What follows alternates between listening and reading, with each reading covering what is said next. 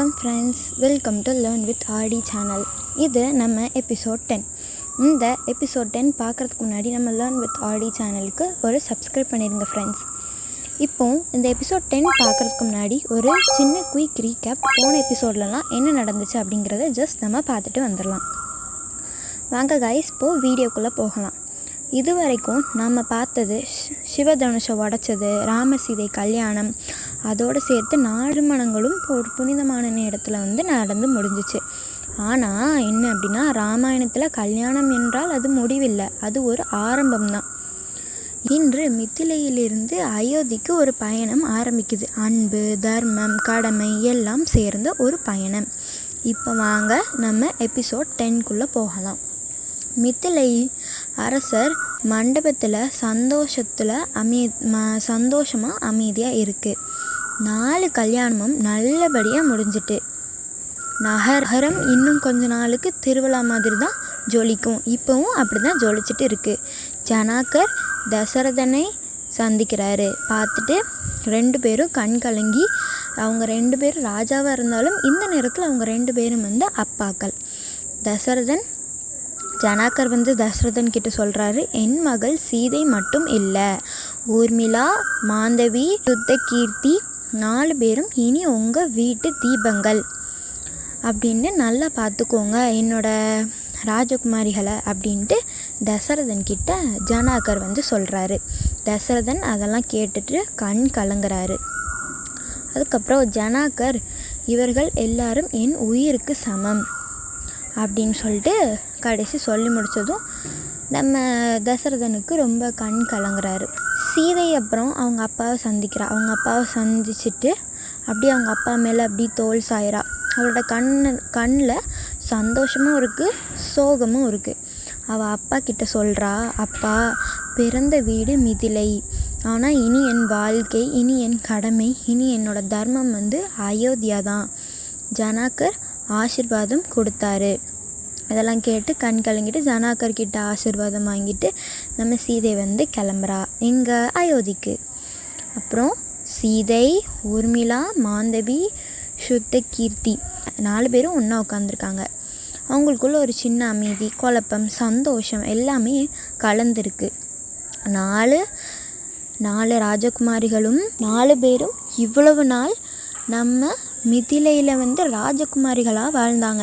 ஆனால் இன்னையிலேருந்து ஒரு வீட்டின் மருமகளாக வாழப்போகிறாங்க அப்படின்ட்டு அங்கே எல்லாரும் பேசிட்டு, ஊர்மிளா சிரிச்சிட்ருக்கா, மாந்தவி அமைதியாக இருக்கா, சுத்தகீர்த்திக்கு சின்ன பயமோட சும்மா அங்கே இங்கே அப்படின்னு பார்த்துட்ருக்கா.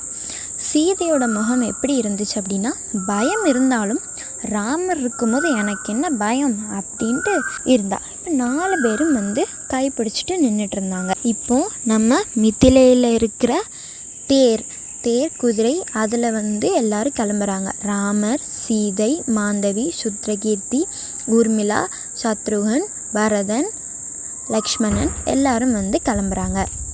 ராமர், சீதை பக்கத்தில் நிற்கிறாங்க. எல்லா பேரும் பக்கத்தில் நிற்கிறாங்க.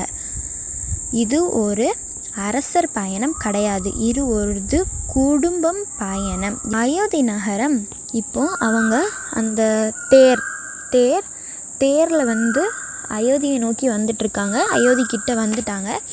அயோத்தி நகரம் மலர்கள், விளக்கு, அப்புறம் நல்ல ஒரு இசை, இதையெல்லாம் சொல்லி அயோத்தி மக்கள் 4 திருமண தம்பதிகளையும் வரவேற்கிறாங்க. மக்கள் எல்லார் குரலும் போடுறாங்க. என்ன போடுறாங்க? ஜெய ஜெய ராமா, ஜெய ஜெய ராமா அப்படின்ட்டு குரல் போட்டு எல்லாத்தையும் வரவேற்கிறாங்க. கௌசல்யா, கைகை, சுமித்ரா இவங்க 3 பேர் யாருன்னு தெரியும்ல, நம்ம ராமாயணத்தில் வர 4 அந்த குழந்தைகளோட அம்மா. நம்ம தசரதனுக்கு 3 வயசில் அவங்க தான் இந்த கௌசல்யா, சுமித்ரை, கைகை 3 பேரும் முன்னாடி நிற்கிறாங்க. அவங்களோட மகன்கள் கல்யாணம் பண்ணிட்டு வந்ததை ஆனந்தத்தோடு பார்க்க வாசலில் எதிர்பார்த்து நிற்கிறாங்க. 3 தாய் 4 மருமகளை அன்புடன் வரவேற்கிறாங்க எல்லாருமே.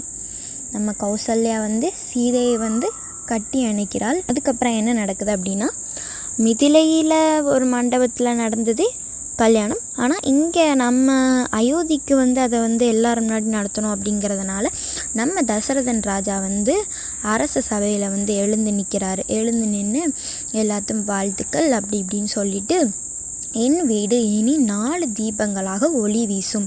இந்த 4 மருமகளையும் அவர் வந்து அப்படி சொல்கிறாரு. என் வீடு இனி 4 தீபங்களாக ஒளி வீசும். என் வாழ்க்கையில் இதுதான் பெரிய செல்வம் அப்படின்னு சபை முன்னாடி சொல்கிறார். சபை அதை கேட்டதும் ரொம்ப குஷியாக ரொம்ப ஆனந்தமாக இருக்கிறாங்க. அடுத்து என்ன நடக்குது அப்படின்னா, 4 கப்பிள்ஸ், அதாவது 4 தம்பதியர்களும் அயோத்தியோட அந்த அரசரவை அந்த மண்டபத்தில் எல்லாரும் ஒன்றா நிற்கிறாங்க. 4 திருமணங்கள், ஒரு குடும்பம், ஒரே குடும்பம், ஒரு ராஜ்யம் அப்படின்ட்டு ஒரு ஹாப்பி எண்டிங் இருக்குது. ஆனால் நம்ம என்ன தெரிஞ்சுக்கணும் அப்படின்னா, ராமாயணத்தில் எப்போவுமே வந்து அமைதி இருக்காது. எவ்வளோக்கு எவ்வளோ அமைதி இருக்கோ அவ்வளோக்கு அவ்வளோ அங்கே பெரிய சோதனை காத்திருக்கு அப்படின்னு வந்து அர்த்தம். ஸோ இது சந்தோஷத்தின் முடிவு இல்லை, இது தர்மத்தின் உண்மை பயணம். ஓகே காய்ஸ், இதுக்கப்புறம் ராமாயணத்தில் லக்ஷ்மணன், சீதா இவங்கெல்லாம் என்னென்ன பிரச்சனைகளை எதிர்கொள்ள போகிறாங்க அப்படிங்கிறத நம்ம நெக்ஸ்ட் வீடியோவில் பார்க்கலாம். ஸோ அதுக்கு நம்ம லேர்ன் வித் ஆர்டி சேனலுக்கு சப்ஸ்கிரைப் பண்ணிடுங்க. இந்த வீடியோ உங்களுக்கு பிடிச்சிருந்தா உங்கள் ஃப்ரெண்ட்ஸ்க்கு ஷேர் பண்ணுங்கள். உங்கள் ராமாயணம் தெரியாத ஃப்ரெண்ட்ஸ்க்கு ஷேர் பண்ணுங்கள் மறக்காமல். ஓகே காய்ஸ், பாய். நம்ம நெக்ஸ்ட் வீடியோவில்